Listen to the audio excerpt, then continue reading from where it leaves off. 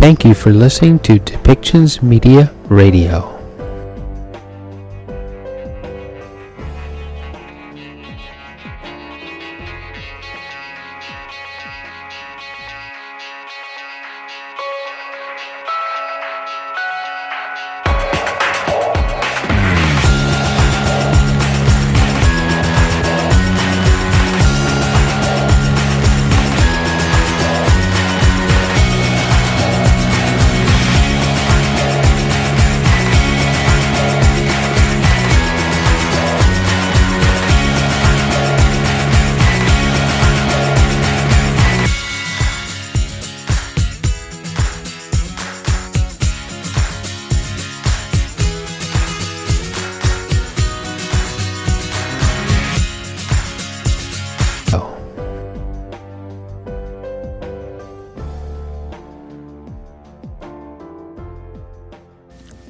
The 9,396th meeting of the Security Council is called to order.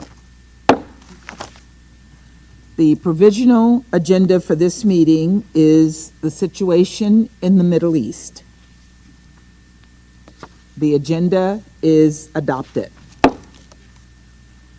In accordance with Rule 37 of the Council's Provisional Rules of Procedure, I invite the representatives of Saudi Arabia and Yemen to participate in this meeting.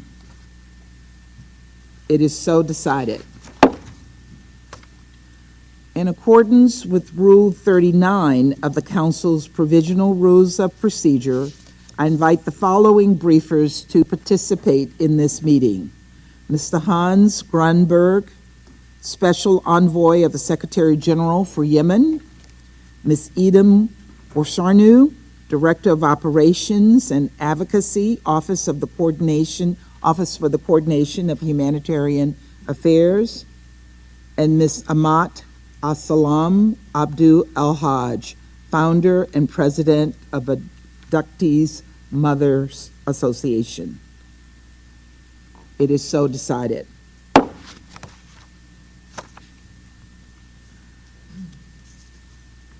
The Security Council will now begin its consideration of item 2 of the agenda.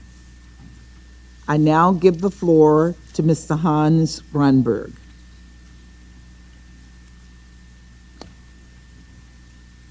Thank you, Madam President.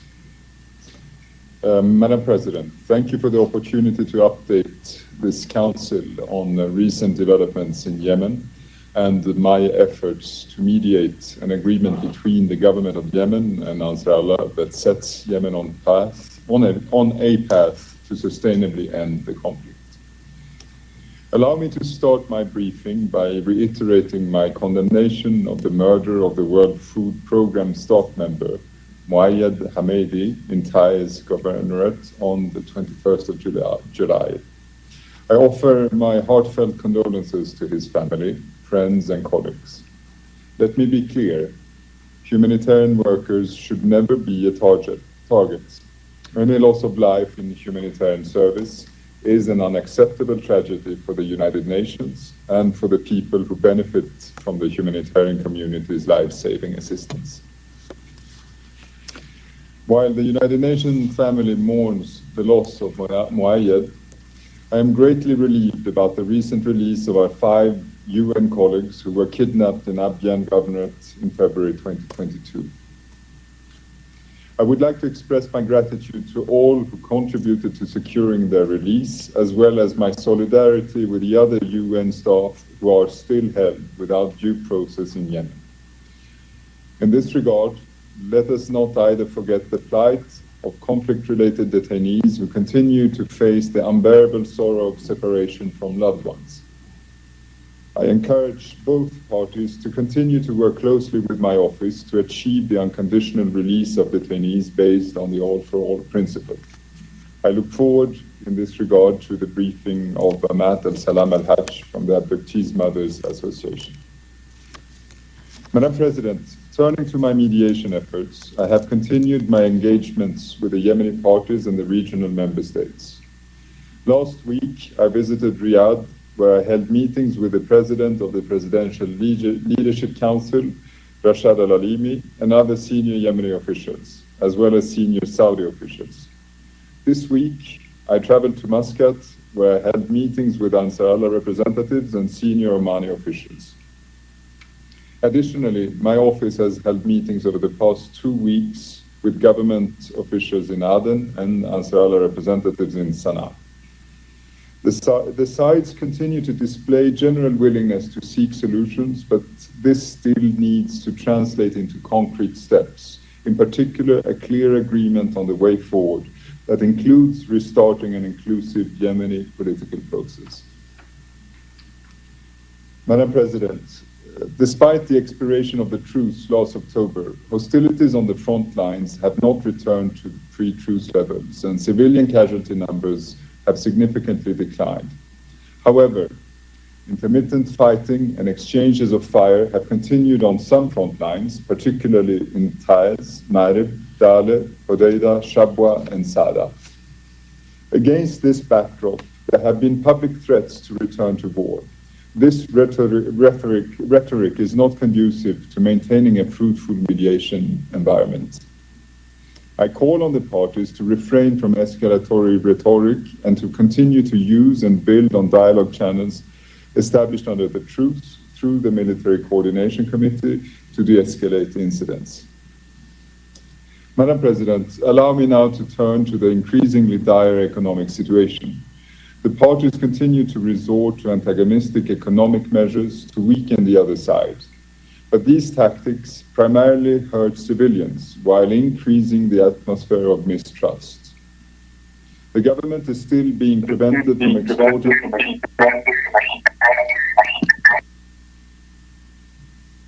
Thank you.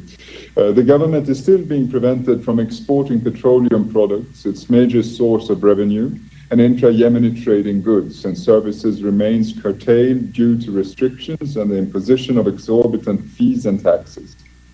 Basic service provisions is deteriorating further.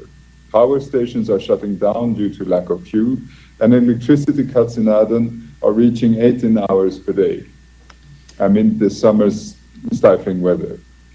As always, Yemeni citizens, including women and girls, continue to bear the brunt of these measures and their consequences. Amid these terrible conditions, the support pledged by the Kingdom of Saudi Arabia of $1.2 billion earlier this month is a welcome step. But there will be no lasting improvement in the situation until the parties come together to discuss and agree on sustainable solutions to Yemen's economic and fiscal challenges.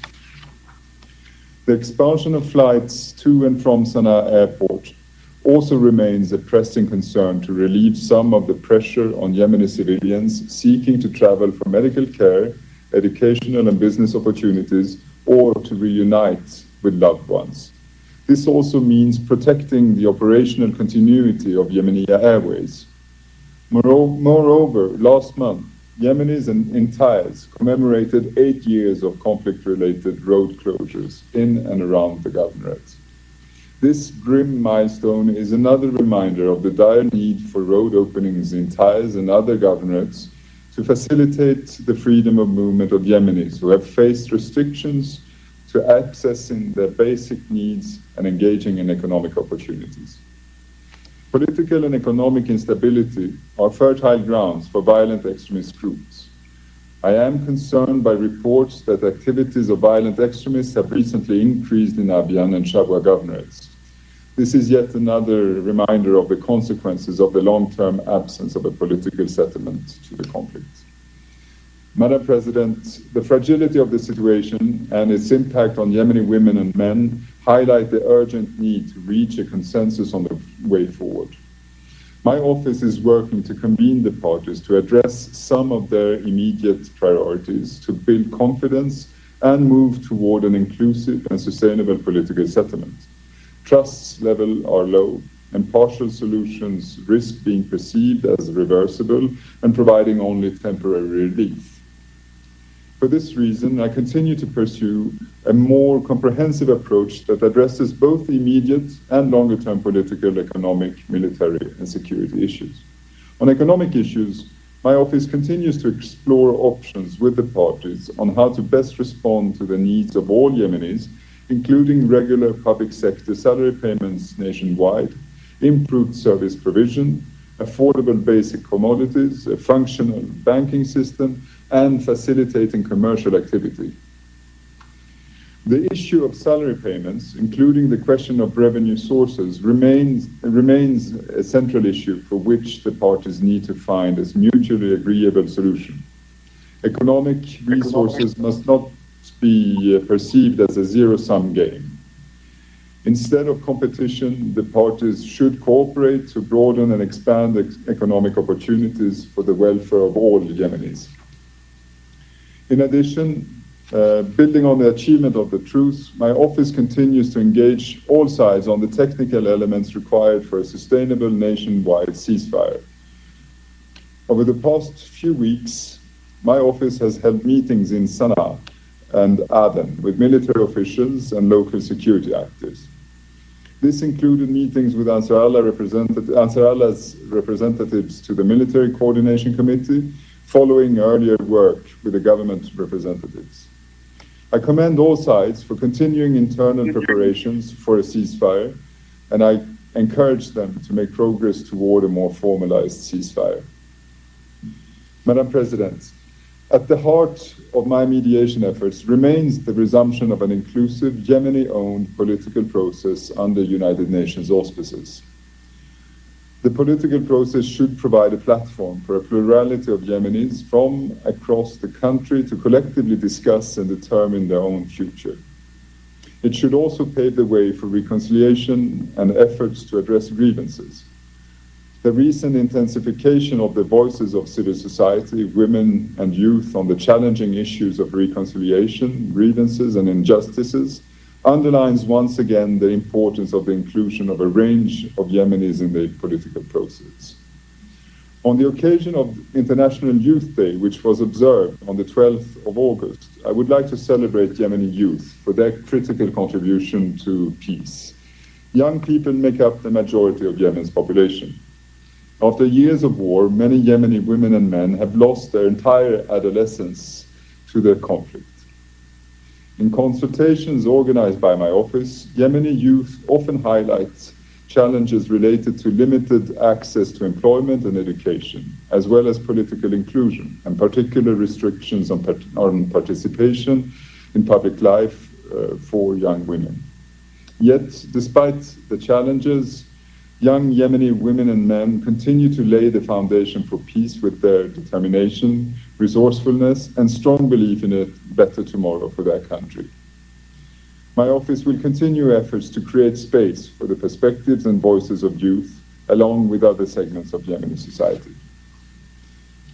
Madam President, the continued unity and steadfast support of this Council and the international community more broadly have been a pivotal asset for my mediation efforts.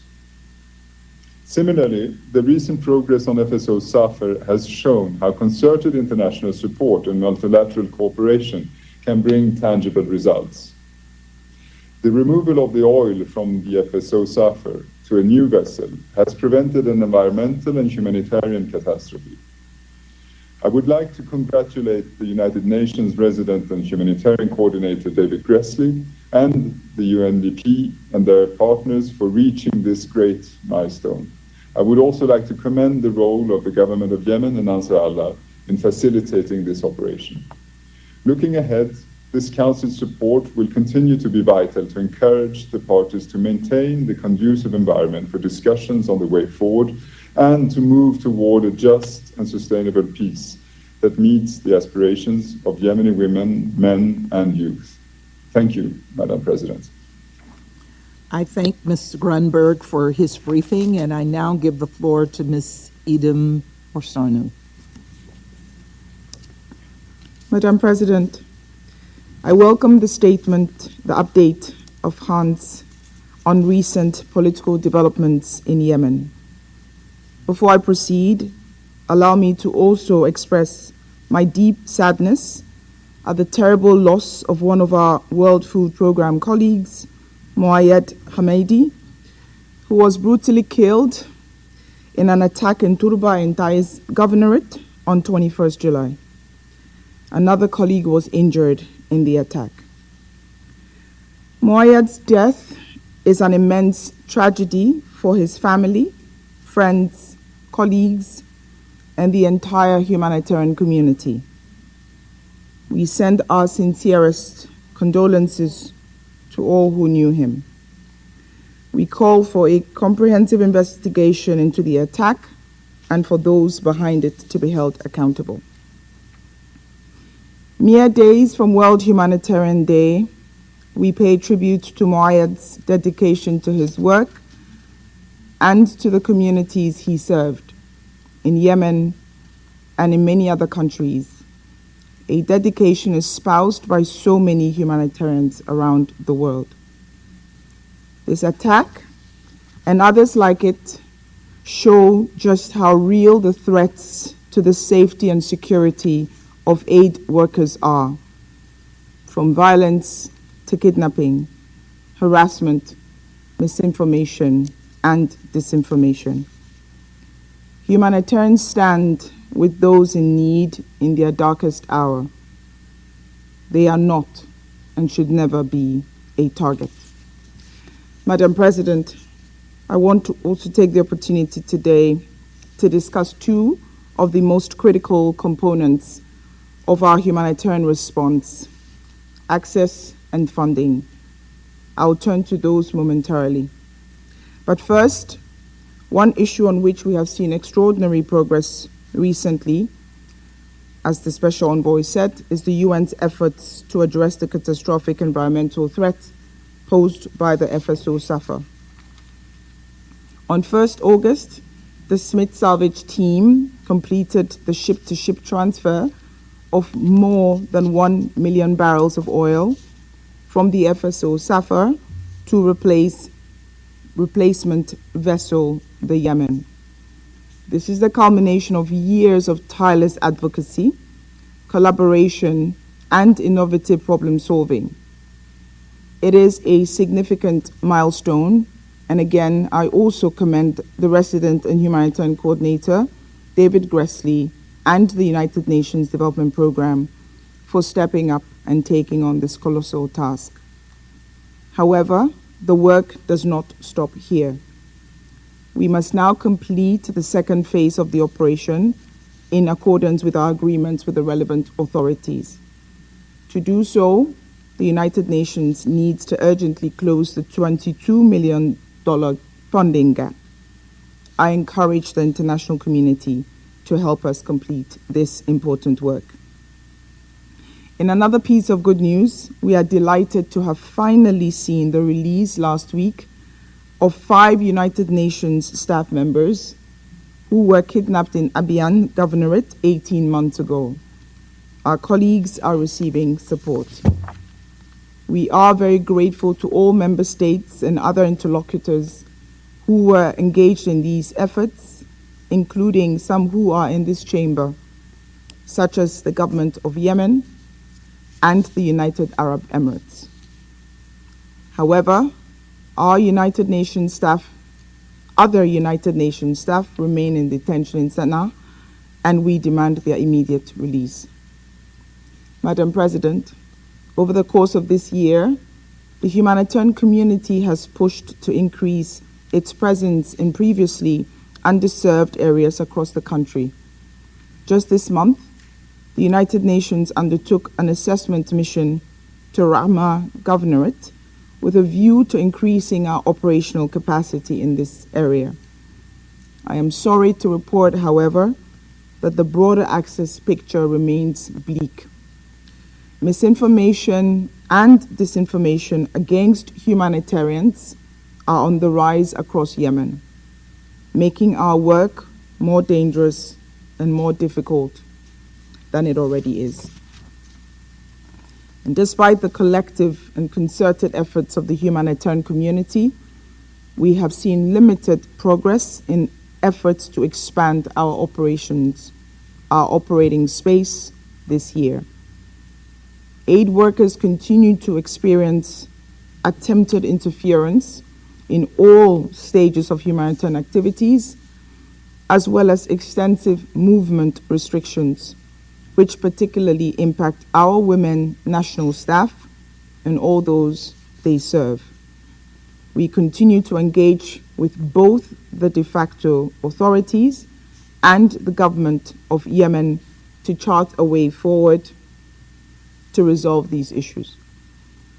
I renew our call to the parties to fulfill their obligations to facilitate the rapid and unimpeded passage of humanitarian relief efforts for all people in need.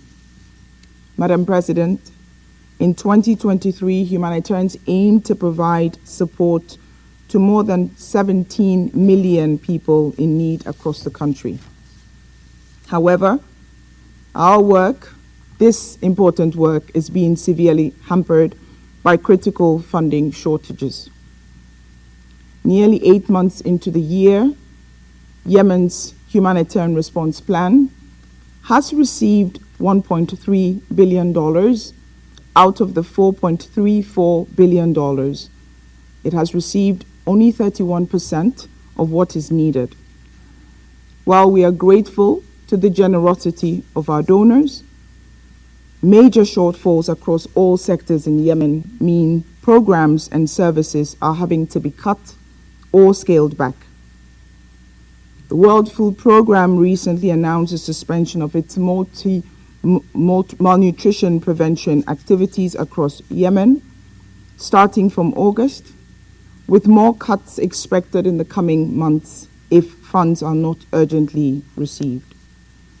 In July, we received reports from humanitarian partners that only 1 in 5 children targeted for severe acute malnutrition support in Al Jauf Governorate were getting the assistance they need.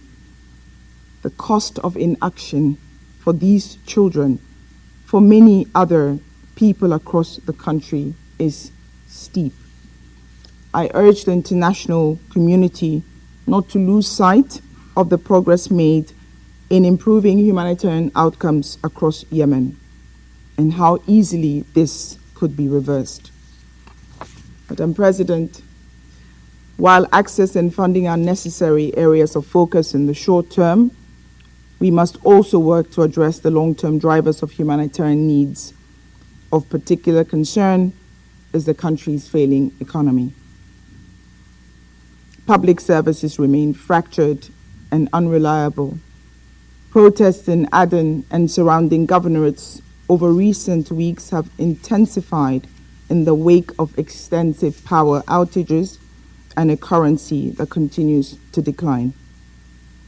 Economic hostilities continue to have devastating consequences for millions of people across Yemen, already struggling to make ends meet. In the absence of a resumption of oil exports, blocked due to threats by the de facto authorities, government revenue will continue to dwindle and service provision will falter. Ongoing trade obstructions will continue to drive the cost of basic goods even further out of reach. We condemn these actions by the de facto authorities, which serve to compound the misery of so many people in Yemen. The Kingdom of Saudi Arabia recently announced $1.2 billion in budget support for the government of Yemen, which will help to keep the power supply on and salaries paid. The disbursement of this generous support cannot come too soon. This alone, however, will not be enough to bring Yemen's economy back from the brink of collapse. Madam President, it is vital to make progress on a political resolution of this conflict, as the Special Envoy has said. But let me be clear also, a political solution alone will not solve the humanitarian crisis. Only when such progress is pursued together with improved economic conditions and the re-establishment of essential services will we see humanitarian needs begin to decrease. In light of donor projections that there will be much less humanitarian funding available next year, Collective action is needed to address these drivers now, or we may see needs increase at a time when we will not be able to respond to them. The humanitarian community stands ready to play its part in this work. In the meantime, we'll continue to do everything we can to support those most in need in Yemen, no matter who, no matter where, no matter what. Thank you. I thank Ms. Wasornu for her briefing. I now give the floor to Ms. Amat El Salam Abdu El Haj.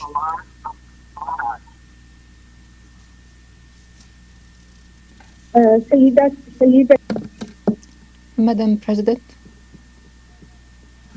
ladies and gentlemen, Your Excellencies, greetings to all of you.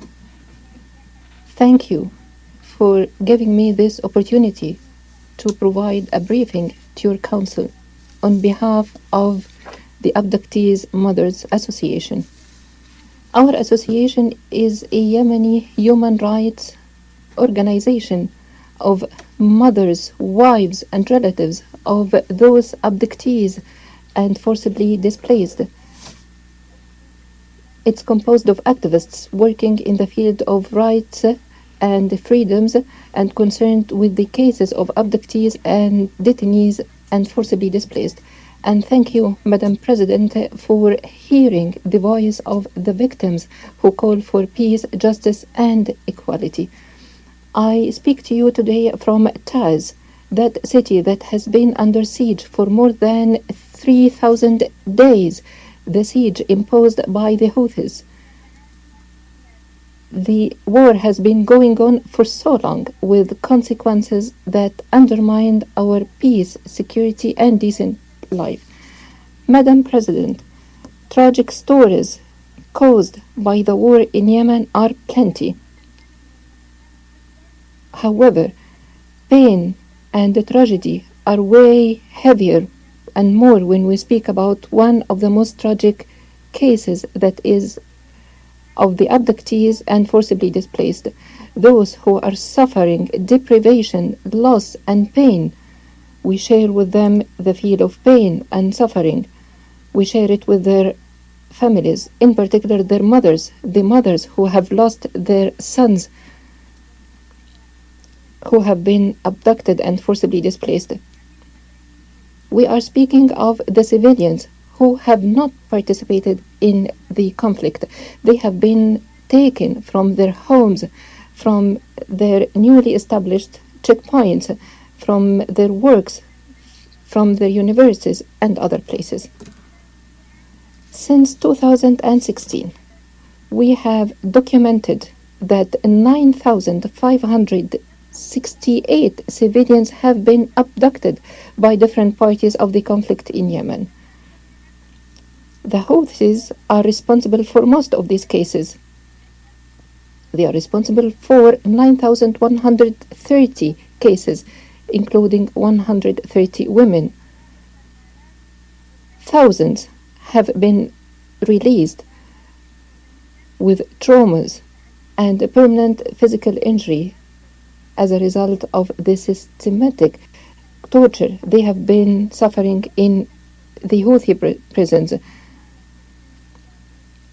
140 cases have been killed as a result of torture or medical malpractice inside the prisons. There are 420 civilians who remain abductees or detainees, 73 forcibly displaced, 13 of which are followers of the Baha'i faith and the politician Muhammad Qahtan. 50 abductees, including 3 women, are being tried in politicized courts by the Houthis. They have been subjected to systematic torture. It's hard to give you detailed account in this brief time.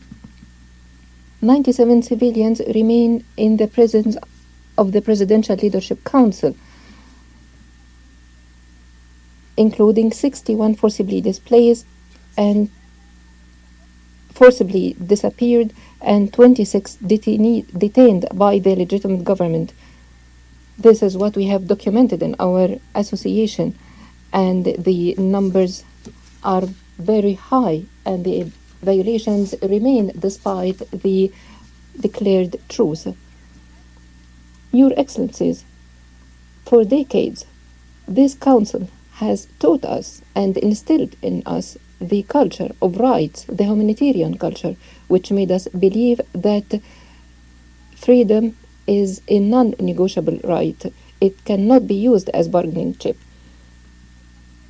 We commend the role of the Special Envoy, Mr. Hans, in the exchange of prisoners among the parties of the conflict, which led to the release of hundreds. Many of them had psychological traumas and poor health condition, as they have been subjected to different kinds of abuse.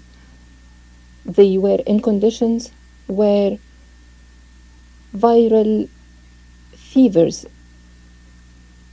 infectious diseases, and infections were spread in prisons.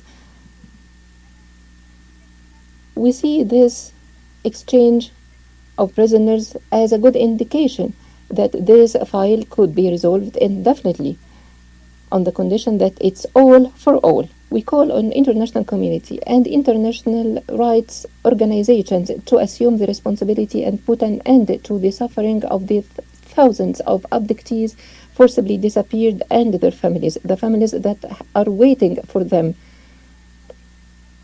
for the conditions they are in are violation of the most basic human rights and run counter to all international laws and conventions, in particular the Fourth Geneva Convention. Ladies and gentlemen, when we speak about the abductees, we speak of thousands of families and children who are forcibly displaced and live in places that lack decent living conditions. They are suffering acute shortage of food, medicine, and clean water. They live in scorching heat, where it reached more than 40 degrees, with total power cut. Women are the most adversely affected by the conflict.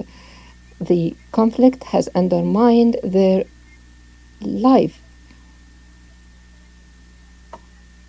They are suffering gender-based violence in different parts under the control of the combating parties. They suffer the mines and the snipers, in addition to the policies imposed by Houthis, limiting their abilities to travel and to move, to work and to study. That's including the policy of Mihrim.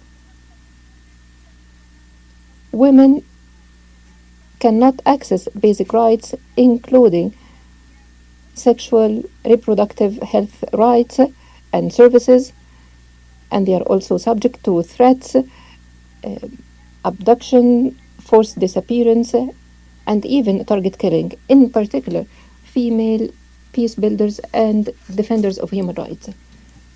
Ladies and gentlemen, we do believe that your council has the ability, and we trust you also have the intentions to put an end in this file in particular, and put an end to the war and protect civilians in Yemen in general. Therefore, we are presenting you with a number of recommendations, and we hope you will take them into consideration. We call for comprehensive peace, the return of state, disarmament, and non-interference of external parties. We call for the release of all detainees, abductees, and reveal the fate of those forcibly missing and disappeared. We call for the immediate implementation of Stockholm Agreement. We call to give utmost priority to the cause of abductees and forcibly disappeared, and we call for the representation of the families of those in the negotiations. We call to put an end to this file in a fair manner because it is a building block in peace and stability in Yemen, and we call to bring those responsible for the abduction and forced disappearance and torture to justice, domestic and international justice, and ensure that they do not enjoy impunity. And we warn that leaning to fragile peace will lead only to the return of violence and fighting. Ladies and gentlemen, no doubt that time is not enough to give you a detailed account of the situation. However, what is important is for all of you to know that the Yemeni people and those concerned have high hopes in you and in your efforts to bring a breakthrough in all tracks. We will remain resolved to achieve our goals to ensure human rights, the right to freedom and justice and equality. We believe in you. We believe in your role and your support. We will continue our efforts. Thank you. I thank Ms. El-Hajj for her briefing. I now give the floor to those council members who wish to make statements. I give the floor to the representative of the United Kingdom. Thank you, President. And I'd like to start by thanking Special Envoy Grundberg, Director Wasunu, and Ms. Amat Al-Salam for their briefings. I would also like to join others in condemning the murder of WFP staff member Moyad Hamedi and echo briefers' condolences to his family and his friends. I also want to join others in congratulating the United Nations, the Dutch salvage company Smit, and all who were involved in the successful transfer of oil from the Safa tanker to the Yemen. The successful completion of this operation demonstrates what can be achieved when all actors work together in the interests of Yemen and its people. Taking encouragement from the achievement, the UK urges all parties to work together to build on the truce-like conditions in Yemen and pave the way for a UN-led Yemeni peace process. In particular, it is essential that the Presidential Leadership Council remain united towards one common goal, a lasting and inclusive peace for the Yemeni people. An inclusive peace process under UN auspices is the only pathway to end permanently this war. Madam President, Houthi attacks and continued threats to prevent oil exports from government-controlled areas are severely impacting Yemen's economy. These attacks on the economy are attacks on the livelihoods and services for some of the most vulnerable people in Yemen, and we urge the Houthis to stop these attacks. The UK welcomes the recent deposit of $250 million from Saudi Arabia as the first tranche of a generous $1.2 billion pledge of economic support. As Director Wasunu said, the government of Yemen will remain dependent on external financing to provide basic services and pay public salaries until the Houthis stop their economic warfare and the government can generate its own revenues. Colleagues, in spite of the relative peace in Yemen over the last 18 months, the humanitarian situation remains dire. We continue to see impediments to the free movement of female aid workers to deliver assistance to women in need, to independent monitoring and assessment missions, and to the fair selection of humanitarian service providers. The humanitarian response is already severely underfunded. These impediments pose additional and entirely avoidable burdens on the humanitarian effort and ultimately on the Yemeni people. We urge the Houthis to lift restrictions and allow unfettered access of humanitarian aid. Finally, President, the UK reiterates its call for the unconditional release of all Baha'is detained by the Houthis. I thank you. I thank the representative of the United Kingdom for their statement. I now give the floor to the representative of Russia. Спасибо. Thank you, Madam President. We are grateful to the Special Envoy of the Secretary General, Mr. Hans Grundberg, and the UN OCHA Director of Operations, Ms. Idem Wosurnu, for their briefings on the political and humanitarian situation in Yemen. We also listened to Ms. Al-Hajj. We would also like to express our sincere condolences to the family of the WFP member who died on the 21st of July, Mohed Hamidi. This is a tragic incident, and it once again shows the pressing need to pay real priority to the security of humanitarian workers. Distinguished colleagues, we note some positive signs in the development of the situation in the Republic of Yemen. This has been possible thanks to the resolve of key regional players to establish more constructive relations. Despite the lack from October 2022 of a formally agreed truce, the parties to the conflict are continuing to refrain from large-scale hostilities that might cause a serious escalation of tensions.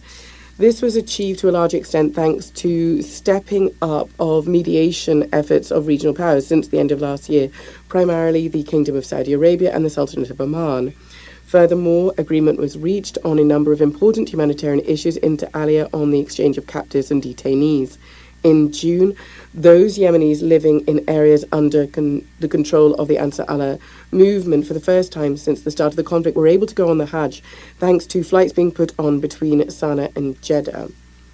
Madam President, we would note, however, that currently the Yemeni settlement has been put on a temporary pause. In our view, it is important to wait for the outcome of efforts of international regional players. We are convinced that it is not in either side's interest to see an escalation. Rather, their priority is to continue dialogue and to find compromises. We intend to continue to closely coordinate efforts with all leading Yemeni protagonists, including the Ansar Allah movement and also key regional partners. We strongly urge the Yemeni forces to rule out the option of armed confrontation and to be patient, and at the same time to maintain close contacts with the Special Envoy Grundberg as the key international mediator. We reiterate our full support for your mediation efforts, Mr. Grundberg. We trust that your work on accompanying the normalization of the situation in Yemen will lead to a long-term ceasefire and the eventual comprehensive political process. Madam President, the humanitarian situation in the country is still very serious. 2/3 of its population, 21 million people, need humanitarian assistance. 3.2 million people are facing food shortages. The Yemeni people should be granted unimpeded access to food, medicines, and other basic necessities throughout the entire country, irrespective of where they live. Restrictions on the supply of humanitarian assistance and also obstacles to the work of humanitarian workers are unacceptable. In this context, we'd like to recall that we are categorically against too broad an interpretation of the UN Security Council resolutions on Yemen. Restrictive measures should be used to assist the peace process and not to whip up political turbulence in the region. We are concerned to note that some foreign naval presences unscrupulously are manipulating Security Council decisions when inspecting vessels in nearby waters.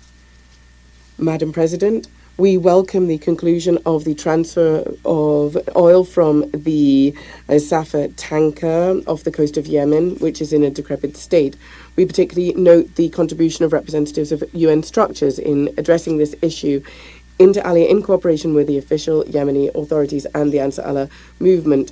Solving this long-standing problem will help to avoid a large-scale environmental disaster in the Red Sea. In conclusion, we'd like once again to recall Security Council Resolution 598 and other initiatives focused on sub-regional stability, including the renewed Russian collective security concept.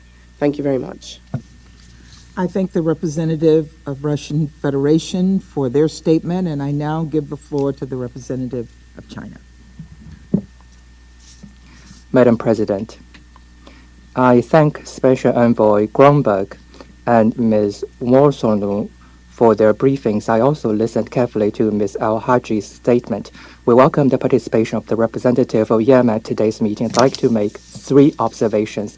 First, there's a need to remain committed to dialogue and negotiation. China commends all relevant parties to the Yemeni issue on maintaining communication on the resumption of the truce, and regional countries such as Saudi Arabia and Oman for their ongoing efforts. We hope all parties stick to the overall direction of political solution, prioritize the interests and well-being of the Yemeni people, and with a heightened sense of urgency, show political will and necessary flexibility. China supports Special Envoy Grundberg in his work and supports the UN in its role as the main channel of mediation. China calls on Council members to remain united and on countries with influence on the Yemeni situation to play a constructive role so as to jointly facilitate tangible results in the political process in Yemen at an early date. Second, there's a need to watch closely the security situation. Taiz, Marib, and other places have often seen sporadic armed conflicts. The security situation in Yemen remains fragile. Against this backdrop, all parties to the conflict should remain calm and show restraint, avoid any action that might harm mutual trust or increase tension, and avoid any factors that might hamper efforts of diplomacy and mediation or complicate the political process. Third, there is a need to increase humanitarian assistance to Yemen. 8 years of conflicts have plunged Yemen into a serious humanitarian crisis. At present, there are 17 million people who lack food security. Healthcare, infrastructure, and other humanitarian needs are also dire. Recently, the currency of Yemen depreciated sharply, and inflation was on the rise, making people's lives ever more difficult. We call on the international community to increase its humanitarian development input into Yemen and welcome the economic assistance provided by Saudi Arabia and other countries. The news that the head of the WFP's office in Tai's governorate was shot and killed is harrowing. The security of humanitarian workers should be effectively guaranteed. The transfer of crude oil from FSO Safa has been completed recently, thus averting a potential environmental and humanitarian disaster. China highly commends the UN and other relevant parties on their efforts and hopes that the funds needed for the subsequent cleanup operation could be secured as soon as possible. We call all parties in Yemen to negotiate a proper plan on the disposal of the crude oil and other relevant issues. Thank you, Madam President. I thank the representative of China for their statement, and I now give the floor to the representative of Switzerland. Merci, Madame. Thank you, Madam President. I should like to thank Special Envoy Hans Grundberg and OCHA Director of Operations and Advocacy, Edem Osonu, for their presentations. I would also like to thank Ms. Amat Al-Salam Al-Hajj for her intervention. In the light of developments over the last few weeks, I would like to highlight the following 3 points. Firstly, I would like to reiterate Switzerland's strong support for the United Nations' efforts to bring peace and to protect civilians in Yemen. We thank the Special Envoy for his sustained and inclusive efforts towards a lasting intra-Yemeni political settlement under the auspices of the United Nations. We also welcome the engagement of Saudi Arabia and Oman for peace in Yemen. We hope that the current talks can produce tangible results for the benefit of the entire population. In this context, the decision to relocate Yemeni government officials to Aden in the near future is likely to reinforce the population's confidence in the authorities. Secondly, Switzerland strongly condemns the murder on the 21st of July of Moayed Hamedi, head of the World Food Programme Office in Taiz, and offers its condolences to his family and his colleagues. Humanitarian workers and their activities are protected by international humanitarian law. We therefore call on all parties to the conflict to guarantee the safety of humanitarian workers. We also reiterate our calls on the parties to the conflict to allow and facilitate the rapid, safe and unhindered delivery of humanitarian aid. This includes not only facilitating access for female humanitarian workers to the vulnerable population, but also ensuring that international organisations are free to choose their local partners independently. Thirdly, we welcome the end of the first phase of the rescue plan for the Safar oil tanker on the 11th of August. The unity shown by all the members of this Council on this issue since the beginning is encouraging and remains crucial. It was our duty to prevent an environmental and humanitarian disaster that would have exacerbated the suffering of the Yemeni people at a time when the country is already affected by a major crisis linked to the armed conflict. This success demonstrates that important results can be achieved through joint efforts.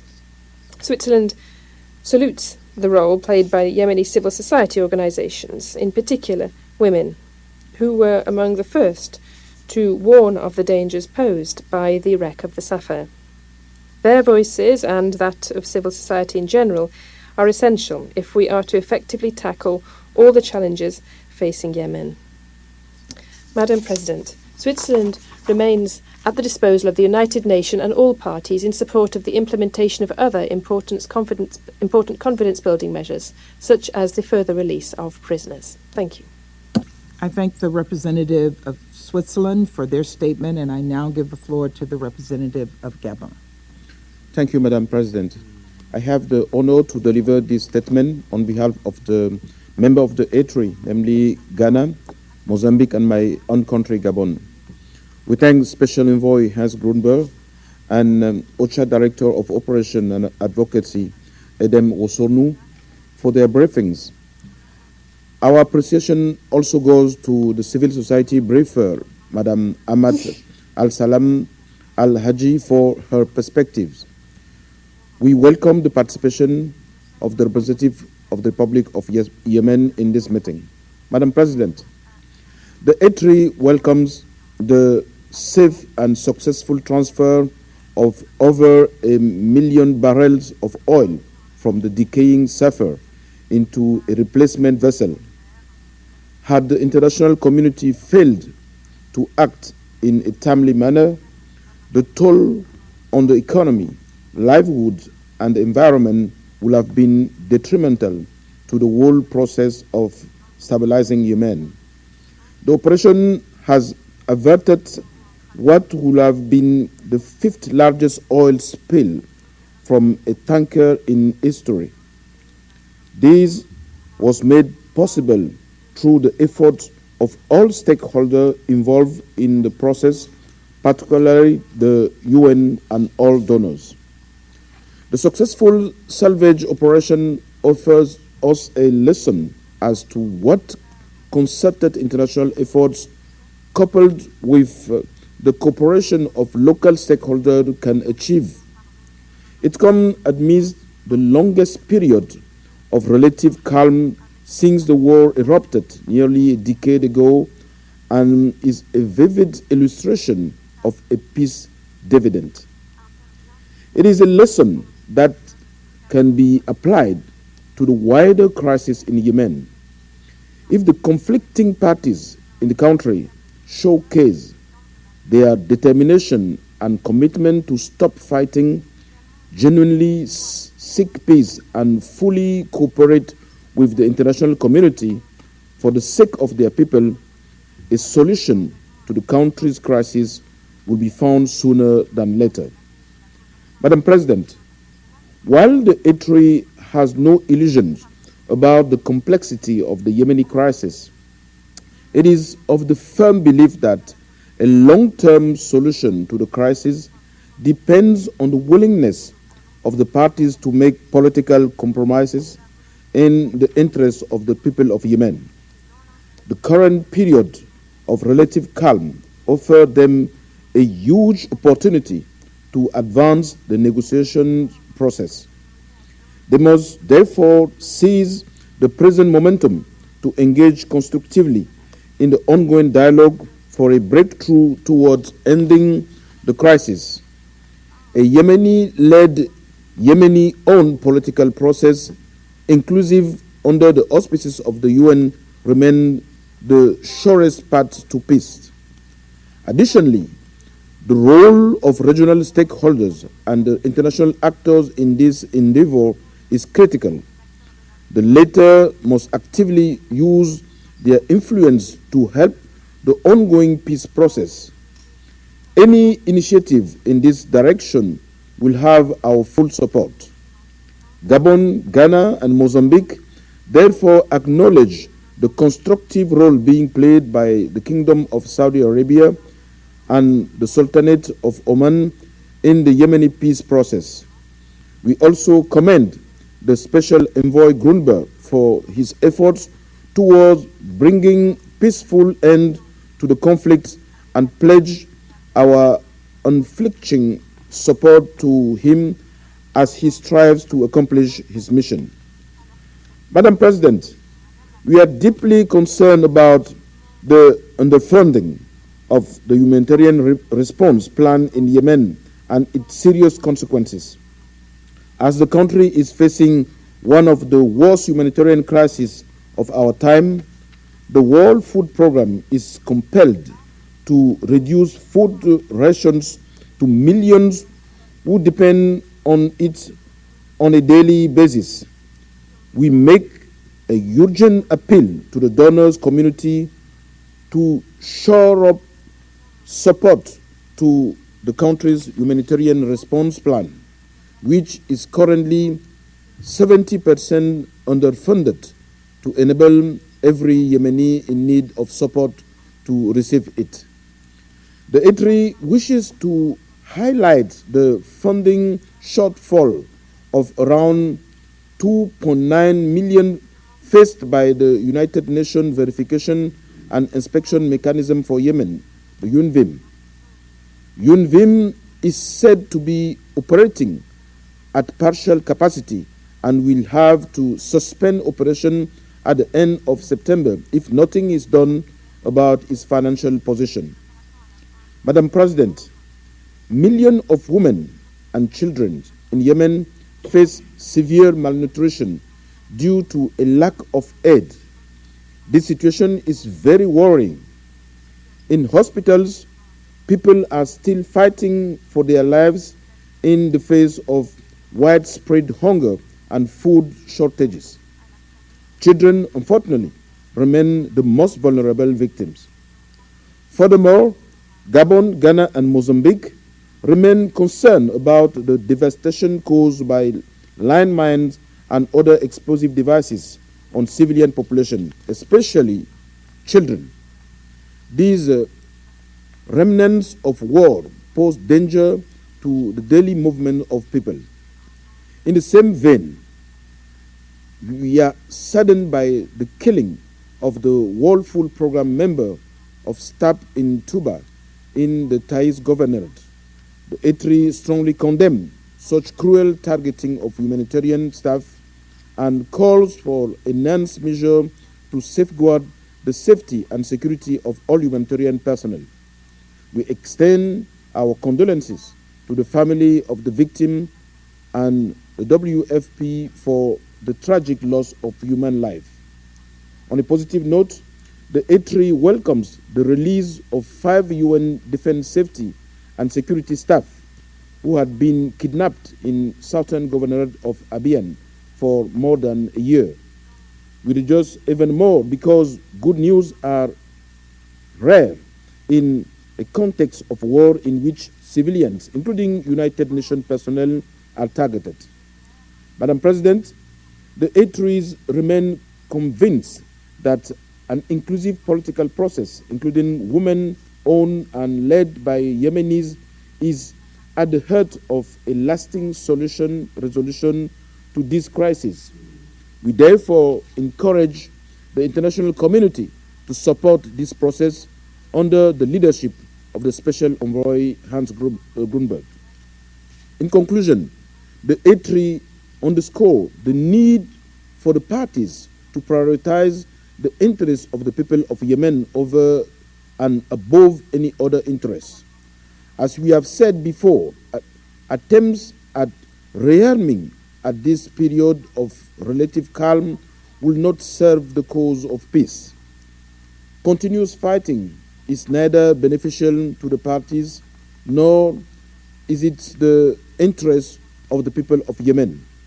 The eventual solution to the crisis is political, so we encourage the parties to be flexible and negotiate directly in good faith. They need to make concessions, strive to find common ground to renew and extend the truce agreement, and ultimately find a lasting and comprehensive solution to the crisis. I thank you very much. I thank the representative of Gabon for their statement, and I now give the floor to the representative of Ecuador. Gracias. Thank you, Madam President. I'm grateful for the information provided by the Secretary General Special Envoy for Yemen, Mr. Hans Grundberg. I'm also grateful to the OCHA Director of Operations, Edem Wasornu, and Ms. Amat Al-Salam Al-Hajj of the Abductees Mothers Association. I recognise the presence in this chamber of the representatives of Yemen and Saudi Arabia. I welcome the work of the teams on the ground, which has enabled the first phase of the transfer of oil from the Safar oil tanker to the Yemen tanker. Agility in mobilising United Nations funds and the commitment of donors has been crucial in this phase of the operation, which will free Yemen and the region from an environmental risk of major dimensions. It is, however, of concern to my delegation that the optimistic expectations regarding the resolution of the political situation in Yemen may evaporate in light of a lack of tangible political agreements, which would allow for a roadmap with a view to overcoming the conflict, resolving the humanitarian needs, and achieving economic and social stability.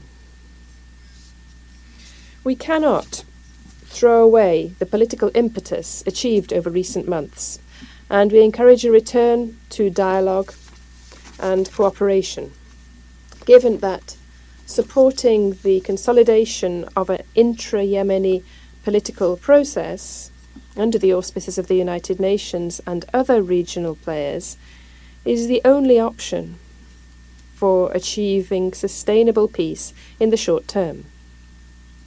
It is imperative to generate a climate of peace and trust, to allow for the design and implementation of synchronized strategies of economic recovery and institutional reconstruction, so as to overcome the multidimensional crisis afflicting Yemen.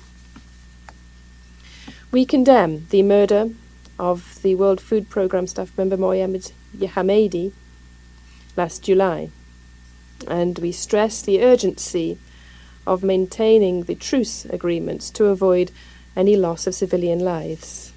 Madam President, 8 years of conflict have had devastating humanitarian impacts on Yemenis. OCHA figures have warned that there are still 21.6 million people requiring humanitarian assistance, and growing numbers are facing malnutrition, undernutrition, and food insecurity. We stress the need to guarantee freedom of movement and the reduction of bureaucratic obstacles hampering the work of United Nations missions and female humanitarian staff. Whilst we welcome the release of the 5 UN staff members kidnapped in February 2022. We also reject the requirement that female staff be accompanied by male guardians so that they can do their work. We are also concerned regarding the vulnerability of 4.5 million displaced persons and the lack of progress in the clearance of anti-personnel mines and explosive remnants of war.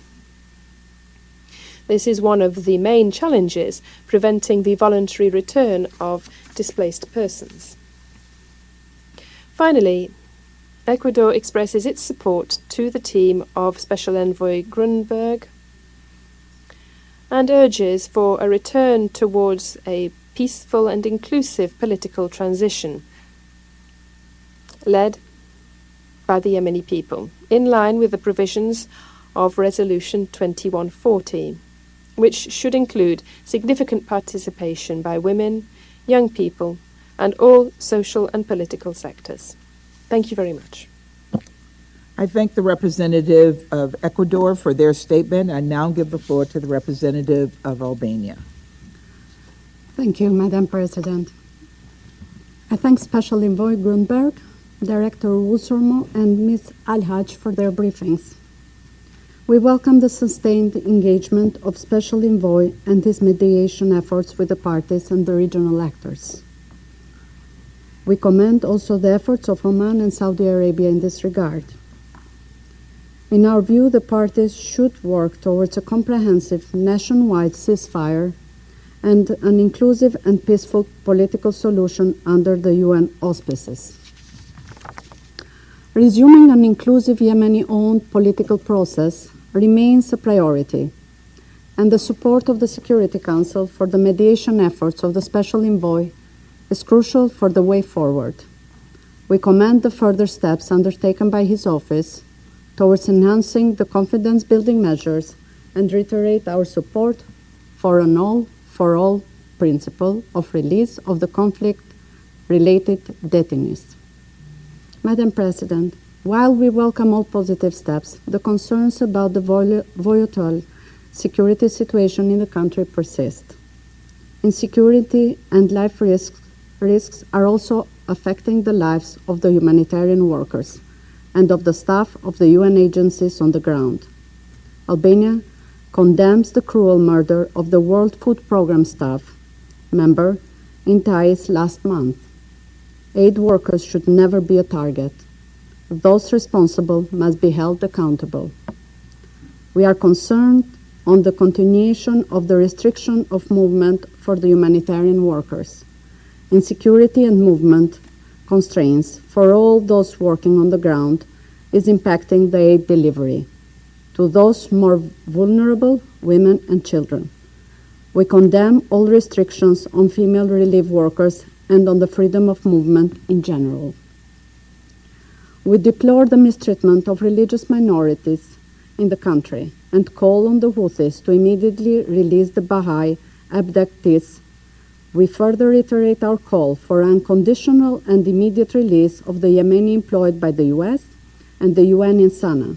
Also, we welcome the release of the 5 UN staff and appreciate all the efforts of all those involved to achieve this. The statement of Ms. Al-Haj is a clear testimony for full integration of accountability and transitional justice in the peace process in Yemen. It is also a vivid call for the meaningful participation of women in conflict resolution, peacemaking, and decision-making. We fully support the implementation of the Stockholm Agreement and call on the parties to fully implement the international humanitarian law for all civilians, detainees, abductees, and forcibly disappeared, and call for their release. While the economic situation in Yemen continues to be a concern, the reports of Houthis blocking the flow of oil and essential goods from south to north, worsening the humanitarian crisis, are still going on. We call on them to end the economic war and focus on a peaceful future for Yemen. In concluding, Madam President, we would like to welcome the offloading of over 1 million barrels of crude oil from the FSO suffer, and commend the excellent work of everyone involved. I thank you.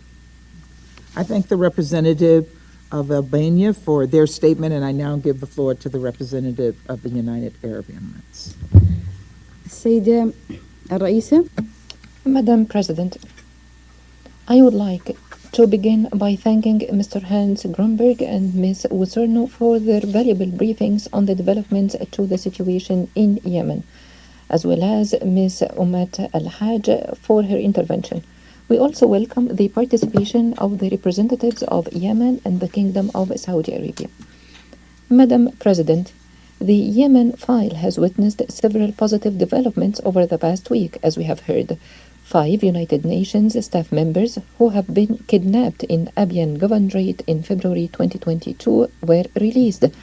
Additionally, the process of offloading the Safir oil tanker was completed, preventing an environmental and humanitarian catastrophe.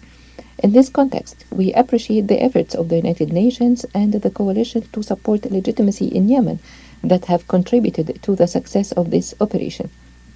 Despite these positive developments, we express our sincere condolences and warm sympathy to the family of Mr. Muayyid Hamidi, Director of the WFP office in Taiz, and to the government and people of the Hashemite Kingdom of Jordan. The UAE reiterates its condemnation of his killing in Taiz Governorate. Madam President, despite the fragile calm observed in Yemen, we are deeply concerned by the Houthis' continued attacks along the front lines in several governorates. We renew our call for an immediate cessation of these provocative attacks and to refrain from impeding the efforts of both international and regional mediators who are working to reach a comprehensive political solution to the Yemeni crisis. Achieving peace requires a comprehensive ceasefire and taking practical measures in this regard. This includes releasing all prisoners and detainees based on the principle of all for all, opening roads and lifting the siege on the city of Taiz to end the suffering of its residents, which has persisted for more than 8 years. Therefore, we regret the actions and the statements made by the Houthis as they fail to contribute to the confidence building that is necessary for resuming the political process. On the other hand, the continued deterioration of the humanitarian and economic conditions in Yemen is a result of the restrictions imposed by the Houthis on humanitarian organizations, which have also affected private sector companies. These restrictions demonstrate that the Houthi group continues to neglect its responsibilities to the Yemeni people, including the provision of necessary services and disbursement of salaries. Therefore, the Houthis must first think of the interests of Yemeni people, devoid of any ulterior motives, and refrain from arbitrary measures that could exacerbate the suffering of the population. In light of the challenges impacting essential utilities in Yemen, the UAE has focused on supporting service projects for the Yemeni people. The projects that were planned and implemented in this year have exceeded $300 million. This encompasses strategic projects in the field of clean and renewable energy, such as the Aden solar power plant, boasting a 120 megawatt capacity, and Al Mokka solar power plant with a 15 megawatt capacity that aim to bridge the energy gap and reduce carbon emissions. The UAE has also supported the health sector in Yemen by rehabilitating 14 hospitals and health centers in Shabwa and allocating $27 million to support the health sector in Sana'a. Additionally, we supported the water and agriculture sector through a project establishing the Hassan Dam in Abyan. In this context, we highly appreciate the Kingdom of Saudi Arabia's continued support for humanitarian efforts in Yemen. This includes their recent allocation of a substantial $1.2 billion support package and their relentless efforts to renew the truce and launch a comprehensive political process under the auspices of the UN. Finally, we affirm that attempts to reignite the war in Yemen do not serve the interest of any party and would have severe consequences for the Yemeni people, who have endured immense suffering for far too many years. By prolonging the war, The Houthis are also exacerbating the threat posed by terrorism to Yemen's security and stability, especially as Al-Qaeda in the Arabian Peninsula continues to launch its terrorist attacks. We reiterate that reaching a comprehensive and lasting solution can only be realized through an inclusive national dialogue between all Yemeni stakeholders. We renew our full support for the efforts of the United Nations and its Special Envoy to achieve security, stability, and prosperity for Yemen and its peoples. Thank you, Madam President. Arab Emirates for their statement, and I now give the floor to the representative of Brazil. Thank you, Madam President. Madam President, dear colleagues, we extend our gratitude to Special Envoy Hans Grundberg and OCHA Director Eden Wosornu for their comprehensive briefings and their dedication to the people of Yemen on behalf of the international community. I thank Ms. Amat Al-Salam Al-Hajj for her compelling testimony. Also, we welcome the delegations of Yemen and Saudi Arabia and look forward to listening to their insights. Brazil deeply regrets yet another tragic death of a United Nations worker in his humanitarian duty in Yemen.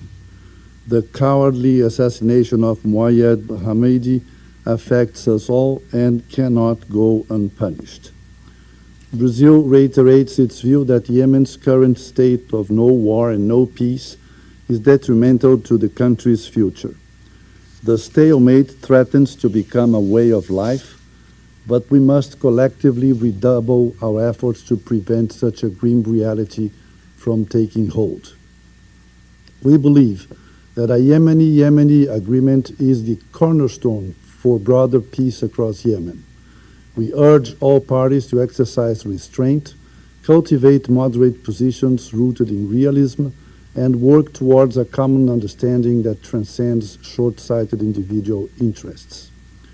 Such an understanding would likely pave the way for additional agreements on vital issues such as the equitable sharing of natural resources, including oil reserves and exports, central bank policies and assets, and the resumption of freedom of movement across Yemeni roads in and out of the country's vital ports. While the Yemenis must ultimately decide their political future, we must not underestimate the importance of the Council's unified support, and I emphasize unified, for the work undertaken by Special Envoy Hans Grundberg. Similarly, broad consultations with women, youth, and civil society are essential to foster the conditions necessary for an inclusive inter-Yemeni political dialogue. The current momentum, galvanized by positive geopolitical trends such as the Saudi-Iranian rapprochement and recent confidence-building measures, must be effectively used to Yemen's advantage. The exchange of prisoners and bodies of deceased fighters, as well as the increase in flights and destinations out of Sana's airport, are promising signs and must be built upon. However, we must not lose sight of the 21.6 million Yemenis in desperate need of humanitarian assistance.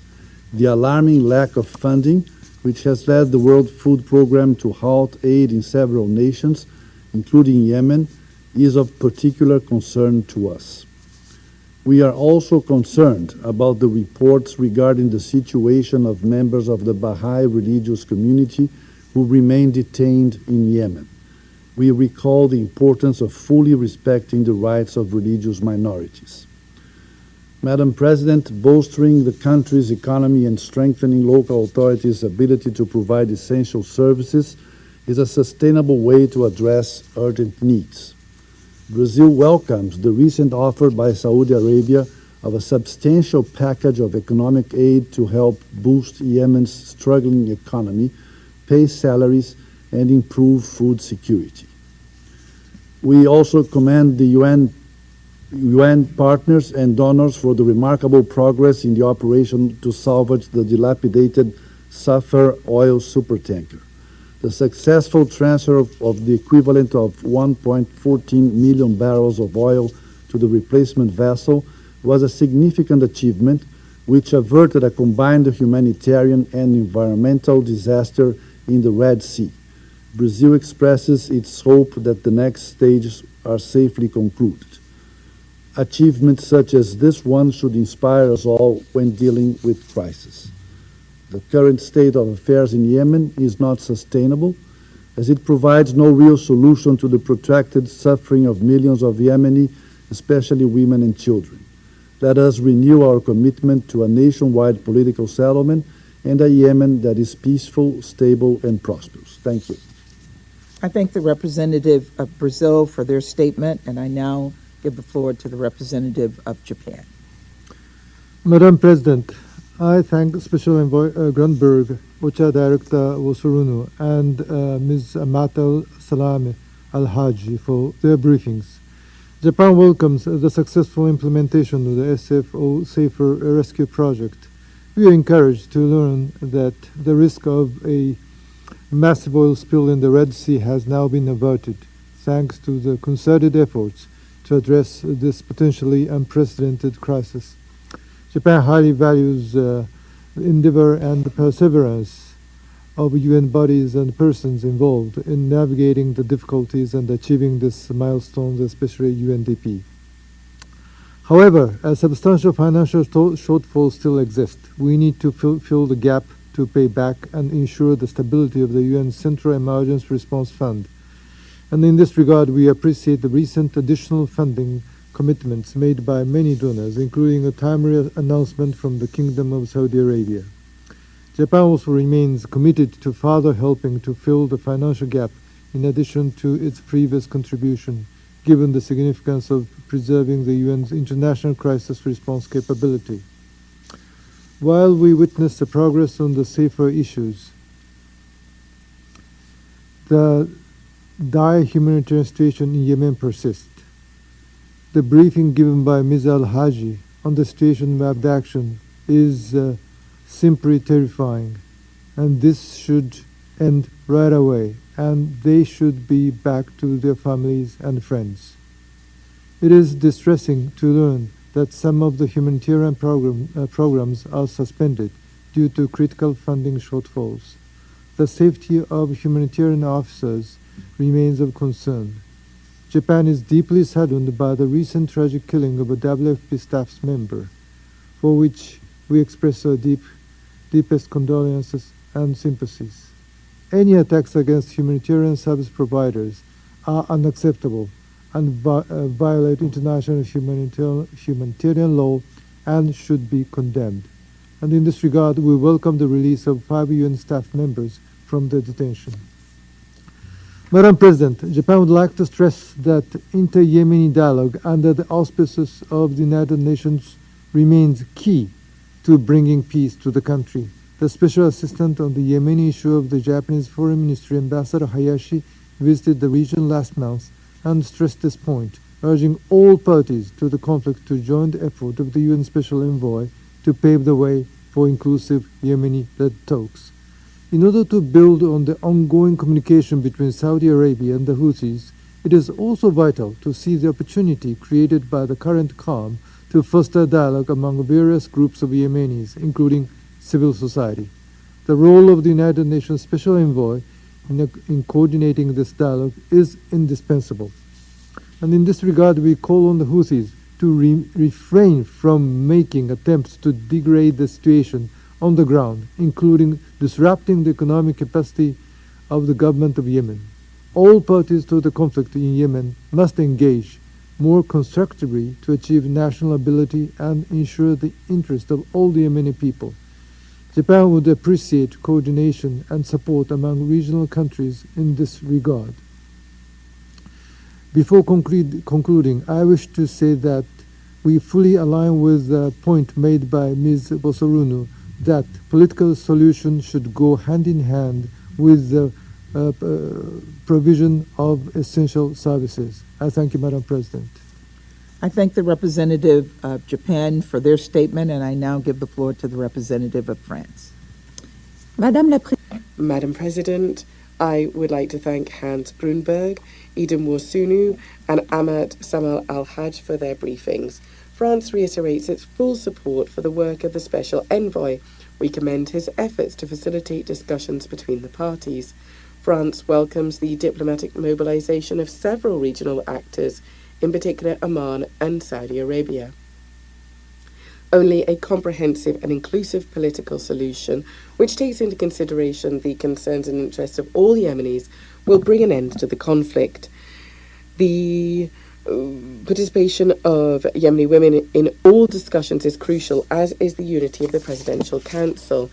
The relative calm on the ground is positive. However, efforts must be kept up to achieve an agreement between the parties. The negotiations that have been underway for several months need to lead to specific results. We call upon the Houthis to make necessary efforts to achieve a lasting ceasefire at the national level. This agreement is crucial for the starting of a political process between the Yemenis under the auspices of the UN.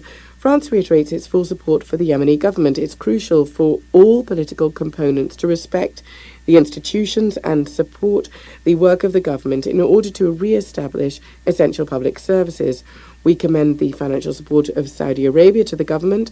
This will strengthen the Yemeni economy, which is vulnerable.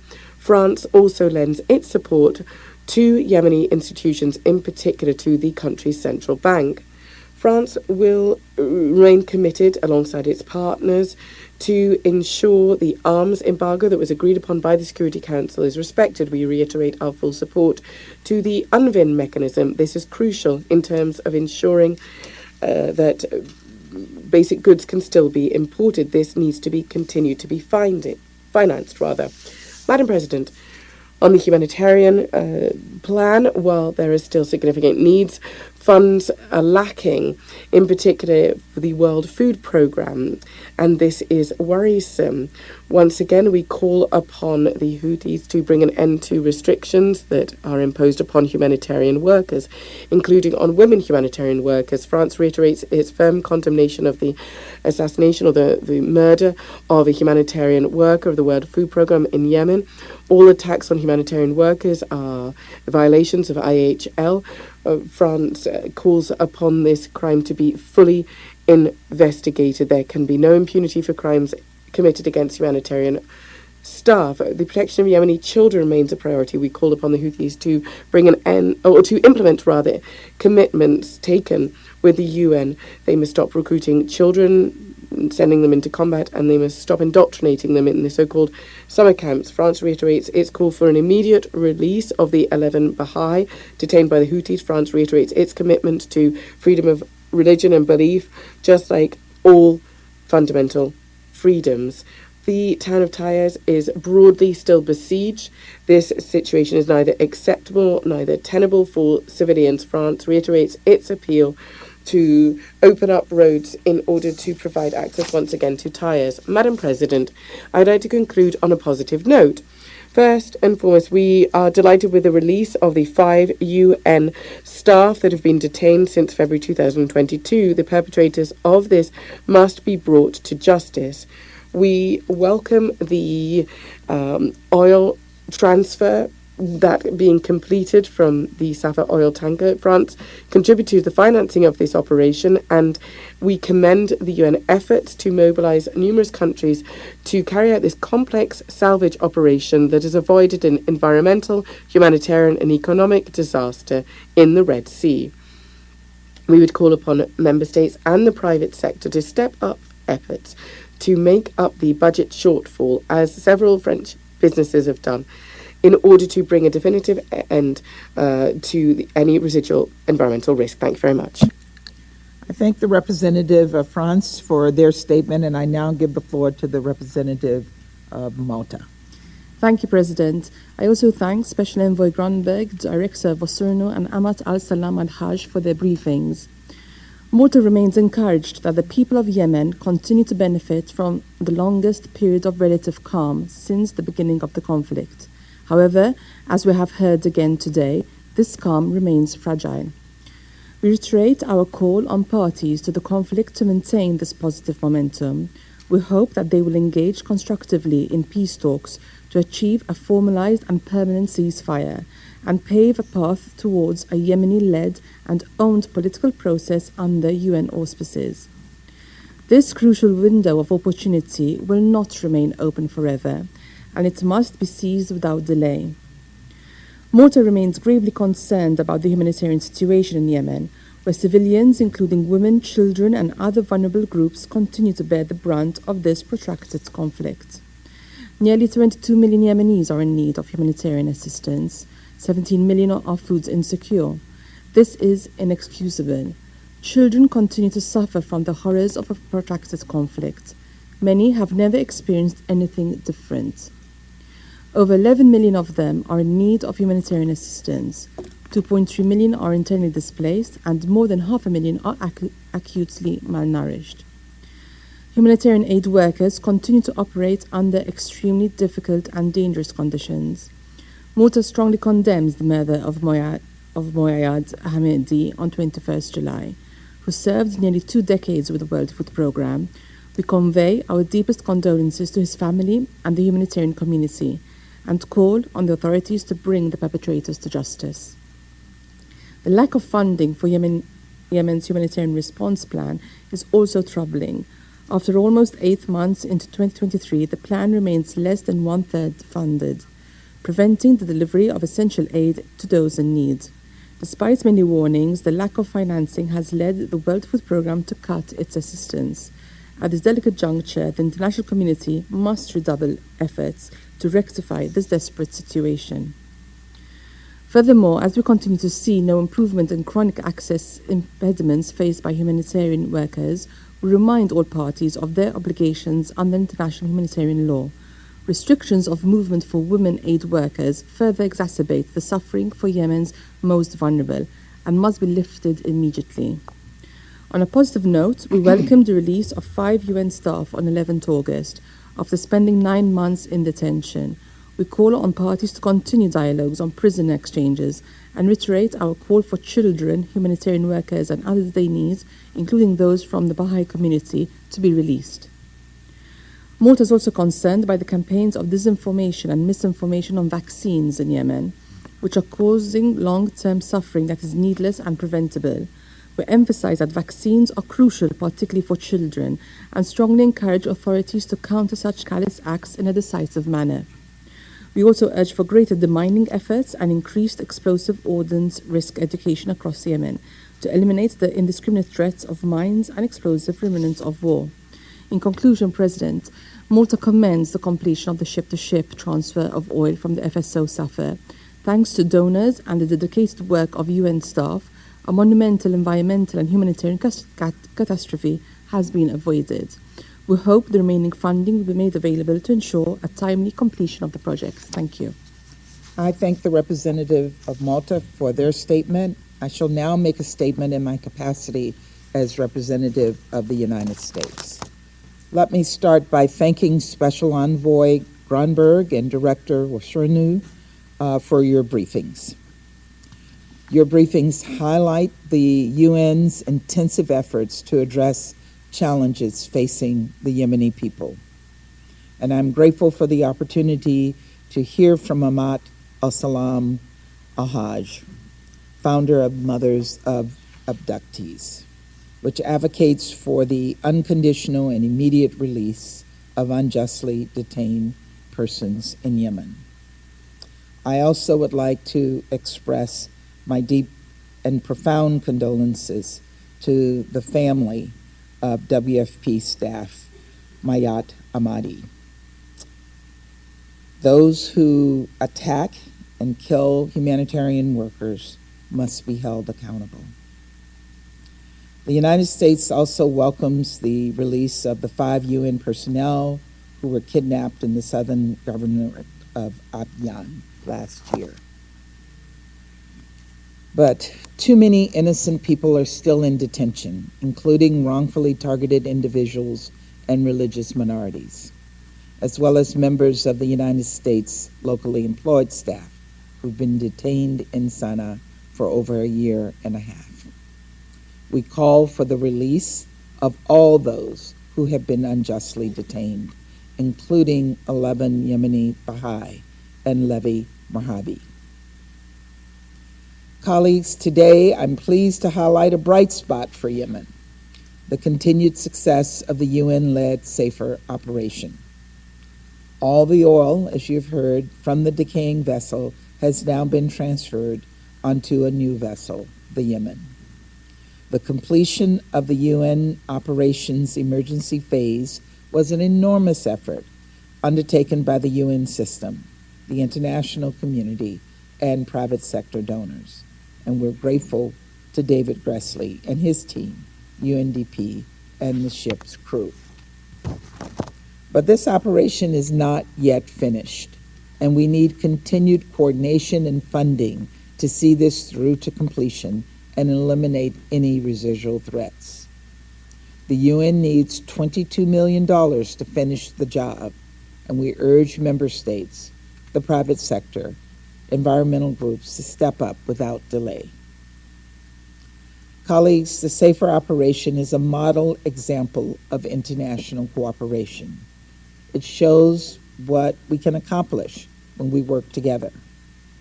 And we must use this as a blueprint as we work to meet the immense humanitarian needs of Yemen.